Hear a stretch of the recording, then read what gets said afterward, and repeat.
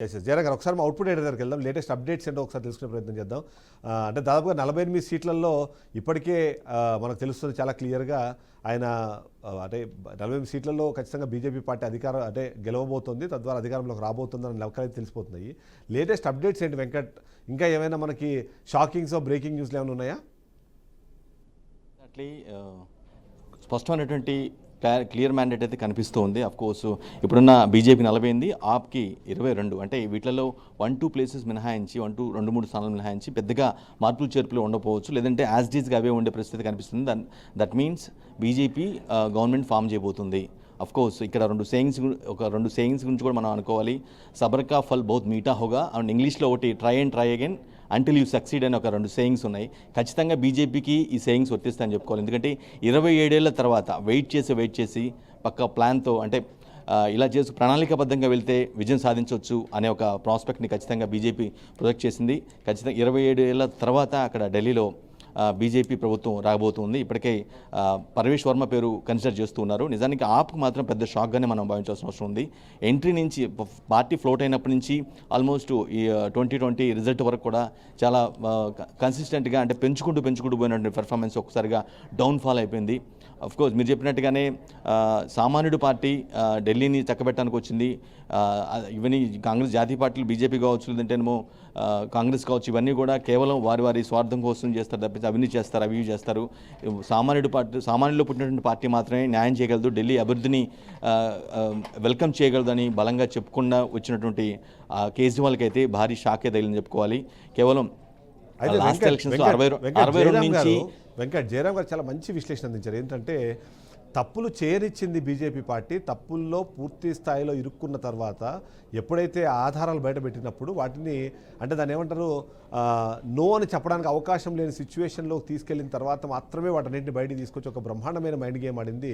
తద్వారానే ఇవాళ బయటకు వచ్చి వాళ్ళు చెప్పుకోలేరు, లోపల ఉండి ఆపుకోలేరు. అలాంటి ఒక సిచ్యువేషన్ని క్రియేట్ చేసి వాళ్ళ ఆమ్ ఆద్మీ పార్టీని ఈ స్థాయికి తీసుకొచ్చి ముఖ్యంగా చెప్తే ఏదైతే ఉందో మీరు అన్నట్టుగా ఇంతకుముందు ఈ లిక్కర్ స్కామ్లో ఖచ్చితంగా భాగస్వాములుగా ప్రజలు నమ్మారనే విధంగానే నమ్మారు అని తెలుసుకోవడానికి ఒక ఎగ్జాంపుల్గానే ఇప్పుడు వాళ్ళ ఓటమి కూడా కనిపిస్తున్న నేపథ్యంలో తప్పు చేయనిచ్చి తప్పుని దొరకబట్టి దాన్ని వాళ్ళ ప్రజల ముందు తీసుకొచ్చి ఈ గెలుపుని సాకారం చేసుకున్నారనేది ఒక విశ్లేషణ.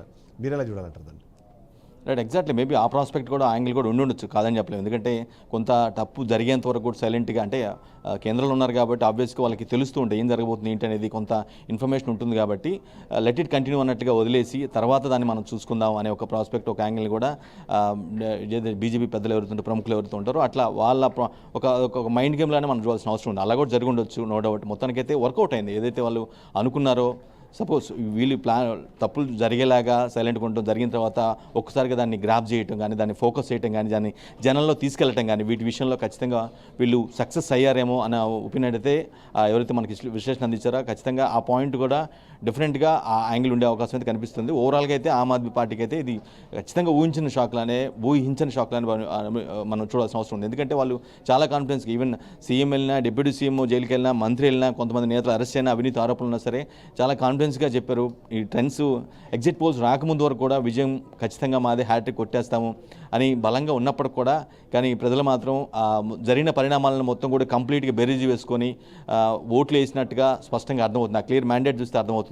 కాబట్టి 62 స్థానాలు లాస్ట్ ఎలక్షన్స్లో 62 స్థానాలతో గెలిచిన వ్యక్తులు ఈసారి 22కే పడిపోయారంటే ఆల్మోస్ట్ 39 సీట్ల గ్యాప్ని ఫాల్ డౌన్ అయ్యారంటే దాన్ని బట్టి అర్థం చేసుకోవచ్చు ఏ స్థాయిలో జనాలు ఢిల్లీ ఓటర్లు ఏ విధంగా అబ్జర్వ్ చేస్తున్నారు ప్రతి పరిణామాన్ని కూడా. ఈ 5 ఏళ్ల క్రమం 2020 నుంచి ఈ జరిగిన 5 ఏళ్ల పాటు ఆ పార్టీలో కావచ్చు, ఆ ప్రభుత్వం జరిగిన పరిణామాలు కావచ్చు, జరిగిన అవినీతి ఆరోపణలు కావచ్చు, ఇవన్నీ కూడా ముఖ్యంగా ఢిల్లీ లిక్కర్ మద్యం కేసే చాలా అంటే చాలా సెన్సేషనల్ అయింది. ఎందుకంటే పార్టీని ఫ్లోట్ చేసిన వ్యక్తే, సీఎంగా పనిచేసిన వ్యక్తే ఆ విధంగా అన్ని నెలల పాటు జైల్లో ఉండాల్సి వచ్చిందంటే దాన్ని బట్టి అది ఎంత మేరకు జనంలోకి వెళ్ళిపోయింది. ఏది బీజేపీ శ్రేణులు కూడా చాలా పవర్ఫుల్గా జరిగిన పరిణామాలను కూడా జనంలో తీసుకెళ్లడంలో సక్సెస్ అయ్యాయి. అందుకే ఇటువంటి తీర్పు వచ్చిందేమో అన్న ఒపీనియన్ కూడా కలుగుతూ ఉంది. రైట్, ఆల్మోస్ట్ ఆ ప్రముఖులు ఎక్సెప్ట్ ఎవరైతే సిట్టింగ్ ముఖ్యమంత్రిగా ఉన్నారో కల్కాజీ ప్రాంతం నుంచి అతిశయ్ మరలో ఆమె తప్పించి మిగతా వాళ్ళందరూ కూడా బీజేపీ ఆప్కు చెందినటువంటి ప్రముఖులంతా కూడా ఓడిన పరిస్థితి కనిపిస్తుంది.